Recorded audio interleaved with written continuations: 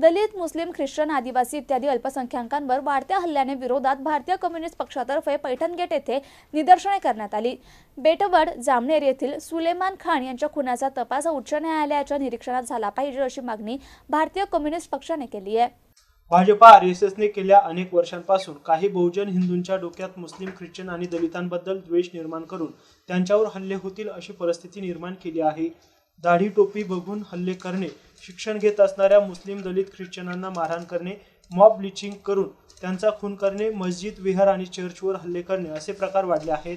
हल्ले करणारे सर्वसामान्य घरातले असतात आणि हल्ले करायला लावणाऱ्यांची मुले परदेशात शिक्षण घेतात अशी परिस्थिती आहे। याबाबत जनजागृती करण्यासाठी भाकपाने पैठण गेट येथे निदर्शने केली। यावेळी अल्पसंख्याकांवरील हल्ले बंद करा, सुलेमान खानला न्याय मिळालाच पाहिजे, मंदिर, मस्जिदी, विहारे यावर हल्ले करणे बंद करा, बौद्ध गया पुन्हा बौद्धांच्या ताब्यात द्या, दाढी टोपी बघून हल्ले करणाऱ्यांवर कारवाई करा, अल्पसंख्याकांना संरक्षण द्या, ये नहीं चलेगा इत्यादी घोषणांनी पैठण गेट दणाणून गेला होता।